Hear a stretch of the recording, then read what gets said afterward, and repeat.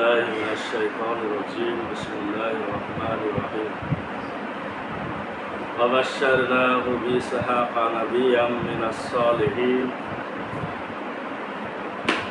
আমরা তাকে সুসংবাদ দিলাম ইসহাকে যে হবে সৎকর্মশীলদের অন্তর্ভুক্ত এক নবী وباركنا عليه وعلى إسحاق আর আমরা তাকে বরকত দান করেছিলাম এবং ইসহাককেও আমিন যুররিয়াতিহিমা মুহসিনু ওয়া যালিমুল লিনাফসিহি মুবিন। আর তাদের বংশধরদের মধ্যে কিছু ছিল সৎকর্মপরায়ণ এবং কিছু সংখ্যক নিজেদের প্রতি স্পষ্ট জুলুমকারী।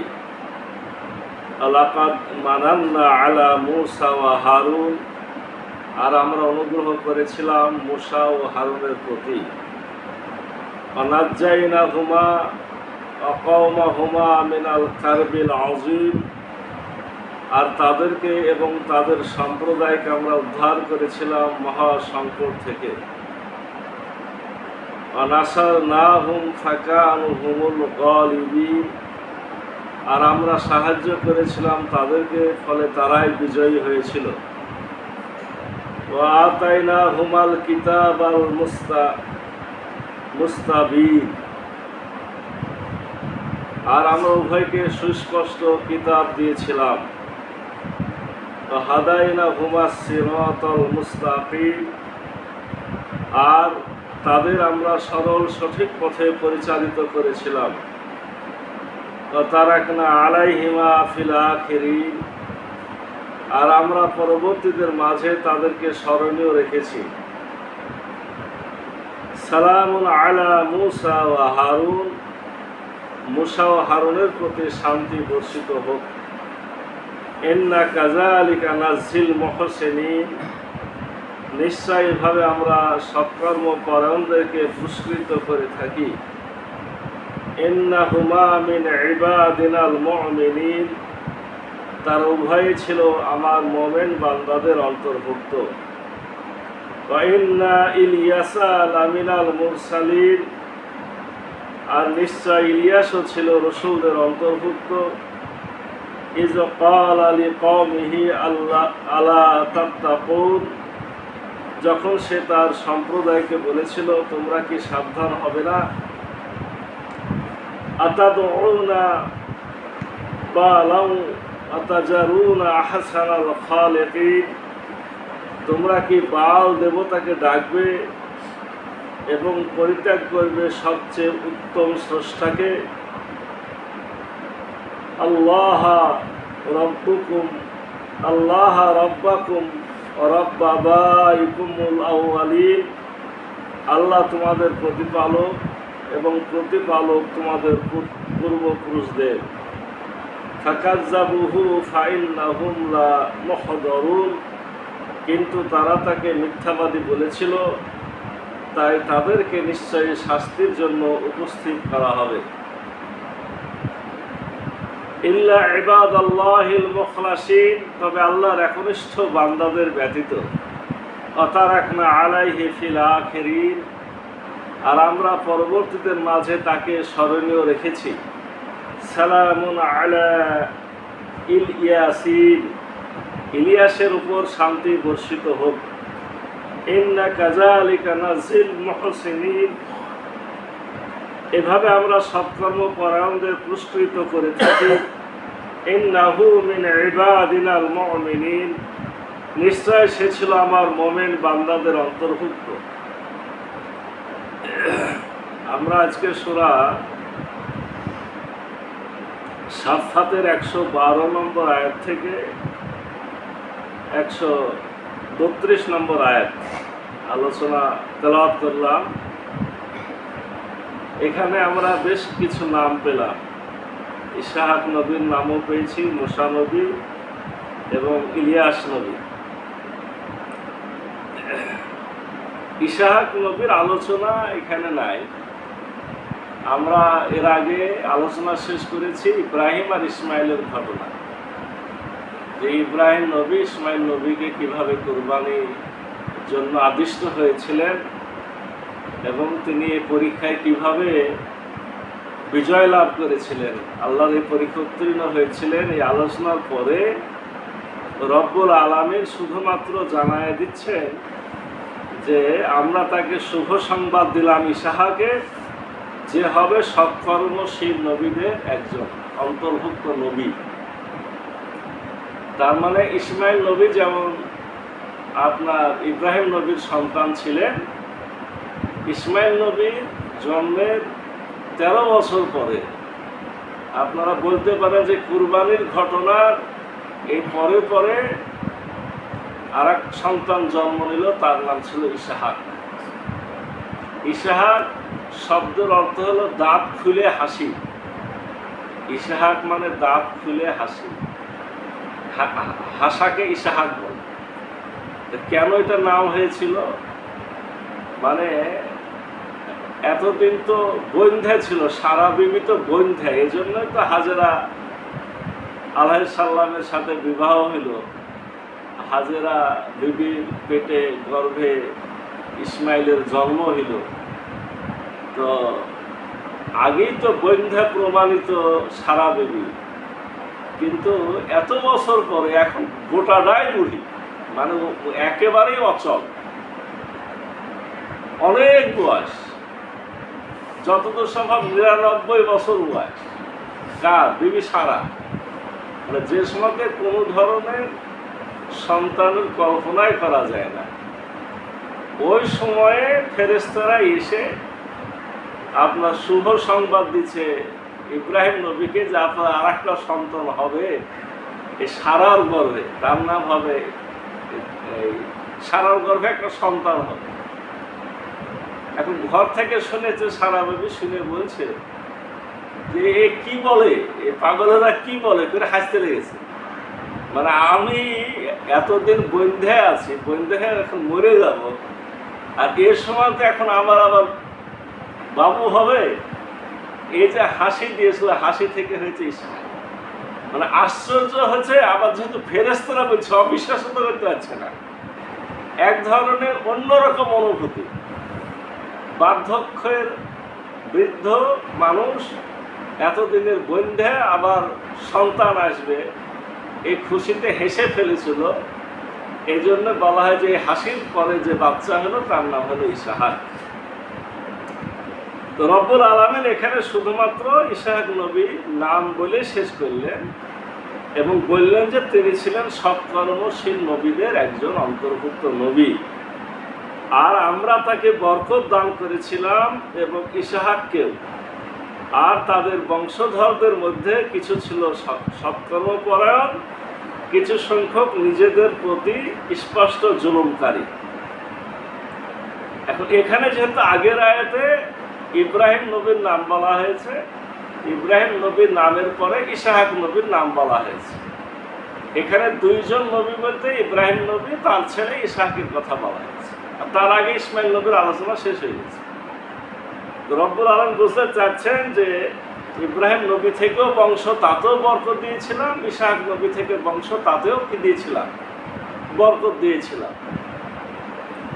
এখন দুটা ধারার কথা এখানে বলা যেতে পারে যে ইব্রাহিম নবীর দুই সন্তান ইসমাইল, এই বংশে বরকতপূর্ণ নবী আমাদের রাসূল হযরত মুহাম্মদ সাল্লাল্লাহু আলাইহি ওয়াসাল্লাম এসেছেন। আর ইব্রাহিম নবীর আর একটা ধারা ইসহাক। ইসহাক নবীর বংশে 999 জন নবী এসেছে। ইসহাক নবীর ছেলে ইয়াকুব, ইয়াকুব নবীর 10 সন্তান। এই যে ইউসুফ নবী সহ ইয়াহুদা, এভাবে আপনার বিনিয়ামিন, এভাবে 10 ছেলে। এই ইয়াকুব নবী ইসহাক থেকে, ইব্রাহিম নবী থেকে ইসহাক, ইসহাক থেকে ইয়াকুব, ইয়াকুব থেকে 10 সন্তান। এই 10 সন্তানই বনি ইসরাইল, বা এখন আমরা যাদের ইহুদি বলছি, এই 10 সন্তানের ধারা থেকে 999 জন নবী আবির্ভূত হয়। আল্লাহ বলছেন তাদেরকে আমি বরকত দান করেছিলাম। তাদের মধ্যে যে সবাই ভালো ছিল তা না, কিছু সংখ্যক সৎকর্ম পরায়ণ ছিল, কিছু সংখ্যক ছিল নিজেদের উপরে সুস্পষ্ট জুলুমকারী, জালেমও ছিল। আল্লাহ বলছেন এরপরে, এই আলোচনা শেষ, আল্লাহ বলছেন এরপরে যে আমরা অনুগ্রহ করেছিলাম মূসা এবং হারুনের প্রতি। মূসা নবী, হারুন আলাইহিস সালাম, এনারাও আপন দুই ভাই। এরপরে এই দুইজন নবীর কথা বলা হচ্ছে, মাঝখানে অনেক নবী চলে গেছে। অনেক বছর পরে ওই বনী ইসরায়েলীদের মধ্যেই আবারও দুইজন নবী আল্লাহ দিয়েছিলেন, একজনের নাম ছিল মূসা আর একজন ছিলেন হারুন। আল্লাহ বলছেন আমরা তাদেরকে উদ্ধার করেছিলাম মহা সংকট থেকে। কোন সংকট? ওই যে মিশরে ফেরাউনেরা অত্যাচার করত, নির্যাতন করত ইসরায়েলীদেরকে, এখান থেকে রব্বুল আলামিন আপনার লোহিত সাগর পার করায় দিয়েছিলেন, সাগরের মাঝে রাস্তা বানিয়ে, এবং ফেরাউনকে ধ্বংস করেছিলেন। এটা আল্লাহ বুঝাচ্ছেন যে তাদেরকে আমরা উদ্ধার করেছিলাম মহা সংকট থেকে, আমরা সাহায্য করেছিলাম তাদেরকে, ফলে তারাই বিজয়ী হয়েছিল। মূসা নবীরাই জিতেছিল আল্লাহর সাহায্যে, আর ফেরাউন নবী ডুবে মরেছিল, মানে তার পতন হয়েছিল। আর আমরা উভয়কে সুস্পষ্ট কিতাব দিয়েছিলাম। আল্লাহ বলছেন যে মূসা নবীকেও কিতাব দিয়েছিলাম, হারুন নবীকেও, দুই ভাই, তারপর দুইজন নবী, এবং তাদেরকে কিতাব দিয়েছিলাম। তারা উভয়ে সঠিক পন্থে পরিচালিত হয়েছিল। আমরা তাদেরকে স্মরণীয় রেখেছি, মূসা এবং হারুনের প্রতি শান্তি বর্ষিত হোক। আল্লাহ রাব্বুল আলামিন সালাম পাঠাচ্ছেন মূসা নবী, হারুনের প্রতি। আর আমরা যুগে যুগে যখনই মূসা নবীর নাম বলবো, বলবো মূসা আলাইহিস সালাম, হারুন আলাইহিস সালাম। আমাদের মধ্য দিয়েও তাদের প্রতি শান্তির ধারা বর্ষিত হতেই থাকবে।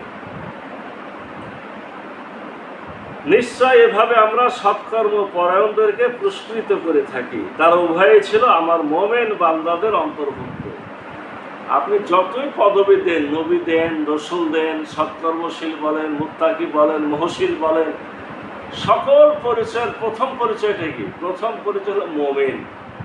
প্রথম পরিচয় কি? মোমেন। এই ধাপ দিয়ে ঢুকতে হবে। অতএব রব্বুল আলামিন বলছেন যে তারাও ছিল তোমাদের মোমেন বান্দাদেরই অন্তর্ভুক্ত। এরপরে রব্বুল আলামিন আরেকজন নবীর নাম বললেন, তিনি বলছেন যে ইলিয়াসও ছিল রসুলদের অন্তর্ভুক্ত, আরো একজন নবী। যখন সে তার সম্প্রদায়কে বলেছিল তোমরা কি সাবধান হবে না, তোমরা কি বাল দেবতাকে ডাকবে এবং পরিত্যাগ করবে সবচেয়ে উত্তম উৎকৃষ্ট স্রষ্টাকে? তাহলে বাল দেবতার তারা পূজা করে। আমি আশ্চর্য হলাম যে অল্প কয়েকদিন আগে ওই একটা আপনার ইউটিউবে খবর এসেছে, এই বাল দেবতার পূজা এখনো হয়, এবং বাল দেবতার পূজা করে হলো বিশ্বের বড় বড় রাষ্ট্রের রাষ্ট্রপ্রধানেরা, এবং তারা মনে করে যে এর মাধ্যম দিয়ে আমরা বিশ্ব শাসন করতে পারি। এই বাল নামক দেবতার পূজা এখনো চলছে গোপনে, আড়ালে, আবডালে। তার মানে দুনিয়াতে যা কিছু সৃষ্টি হয়েছে, মূলত তো আমরা দুটা দলই জানি, একটা হিজবুল্লাহ, একটা হিজবুল শয়তান, একটা আল্লাহর দল, একটা শয়তানের। তো শয়তানেরা শয়তানকে নাম ডাকে বিভিন্ন নাম। ওই নামগুলো আল্লাহর যেমন অনেক নাম আছে, আল্লাহকে আমরা একজন আল্লাহ, কিন্তু অনেক নাম, আর ওদের অনেক নাম, অনেক দেবতা। তো ঠিক একইভাবে আপনার এই বাল নামক দেবতা শয়তানের একটা অংশ, এর পূজা এখনো পূজা অর্চনা চলছে। হিন্দুদের আমরা যেমন বলি ৩৩ কোটি দেবতা, আমি আগে জানা ছিল না, গতকালকে জানলাম যে হিন্দুরা কিন্তু এই কথাটা বলে যে এটা মুসলমানরা ভুল বলছে। বলছে যে আমরা তো ৩৩ কোটি বলতে ৩৩ কোটি যেটা এখন মানুষ বুঝে এটা না, কোটি মানে প্রকার। কোটি মানে কি? ওরা বলছে কোটি মানে প্রকার, মানে ৩৩ প্রকার। আর আমরা বলছি যে মুসলমানরা এটাকে ভুল বুঝছে, এটা সংস্কৃত ভাষা। কোটি মানে প্রকার, ৩৩ প্রকারের আমাদের দেবতা আছে। আর মুসলমানরা বলে ৩৩ কোটি মানে ওই যে হাজারের পর লাখ, লাখের পরে কোটি, সেটা আমরা এটা করি না। তা আচ্ছা, মনে হয় যারা খুব ভালো কাজ করে, ৩৩ প্রকারের দেবতাকে তারা স্বীকার করে। তো যা হোক, বাল দেবতার পূজা করা হয়েছে সেই যুগে। বাল নামক দেবতাকে ডেকেছে ইলিয়াস আলাইহিস সালামের সময়ের একটা জাতি। বলা হয়েছে ইলিয়াস আলাইহিস সালামের উপরে আরেকজন নবী ছিল, তার নাম হিজকিল আলাইহিস সালাম। এই হিজকিল আলাইহিস সালাম যখন মারা গেল, তখন তারা পথভ্রষ্ট হয়ে হিজকিল আলাইহিস সালামের মূর্তি বানায় পূজা করে, এবং এই পূজা করতে করতে একটা পর্যায়ে তারা মূর্তি পূজাকে পরিণত হয় এবং একসাথে বাল নামক দেবতার পূজা করে। রব্বুল আলামিন ইলিয়াস নবীকে পাঠালেন তাদেরকে দাওয়াত দেওয়ার জন্য, তারা যাতে সঠিক পথে ফেরত আসে। সেই ইলিয়াস নবী তাদেরকে ডেকেছিল যে তোমরা কি এই বাল দেবতাকে ডাকবে আর পরিত্যাগ করবে উত্তম স্রষ্টাকে? আল্লাহ তোমাদের প্রতিপালক এবং প্রতিপালক তোমাদের পূর্বপুরুষদেরও। কিন্তু তারা তাকে মিথ্যাবাদী বলেছিল, তাই তাদেরকে নিশ্চয়ই শাস্তির জন্য উপস্থিত করা হবে। প্রত্যেক যুগে যুগে যেভাবে নবী রাসূলদের মিথ্যাবাদী বলা হয়েছে, ইলিয়াস আলাইহিস সালামকে তারা এইভাবে মিথ্যাবাদী বলেছিল।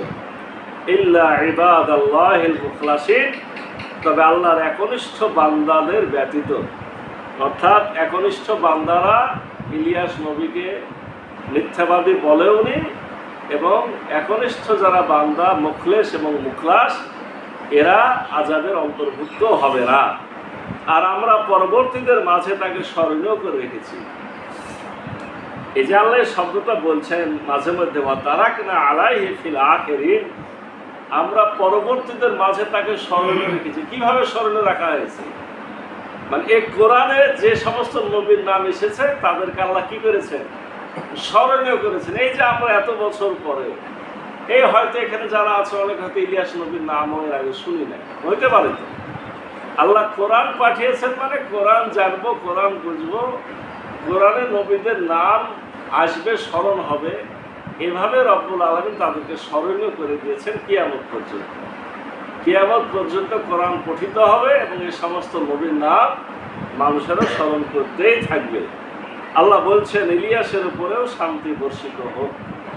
আল্লাহ শান্তি সালাম জানিয়েছেন, আমরাও ওই সমস্ত নবীদের সালাম জানাবো।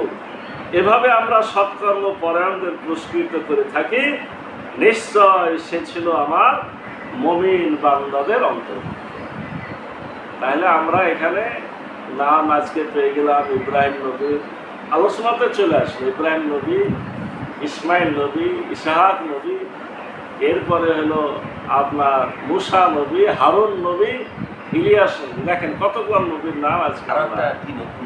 হ্যাঁ, আরেকটার নাম কি যেন, আরেকজনের নাম আছে এর মধ্যেই। হ্যাঁ, নতুন ধরনের নাম ইলিয়াস নবী তো বললাম শেষে। যাই হোক, আমরা অনেকগুলো নবীর নাম, ইসহাক, ও সেই সাথে বলেছি ইসহাকের ছেলে ইয়াকুব নবী, ইয়াকুব নবীর ছেলে ইউসুফ নবী, ইউসুফ নবীরা 10 ভাই, অনেক নামই আজকে এসেছে। আল্লাহ রাব্বুল আলামিন এই সমস্ত নবী রাসূলদের নাম আসার পিছনে কারণ হলো প্রত্যেক নবী রাসূল আল্লাহর পথে মানুষকে দাওয়াত দিয়েছে, প্রত্যেকে কষ্ট পেয়েছে, তাদের কাজের ধারা এক একজনের এক এক রকম ছিল।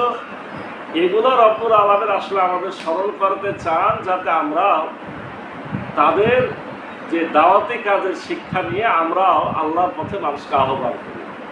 রব্বুল আলামিন সেই দাওয়াতি কাজের জন্য আমাদের নিজেদের নিয়োজিত করার মতো মন মানসিকতা এবং তৌফিক দান করুন। সকলে বলি আল্লাহুম্মা আমিন। সুবহানাকাল্লাহুম্মা বিহামদিকা আশহাদু আল্লা ইলাহা ইল্লা আনতা আস্তাগফিরুকা ওয়া আতুবু ইলাইক। আসসালামু আলাইকুম ওয়া রাহমাতুল্লাহ।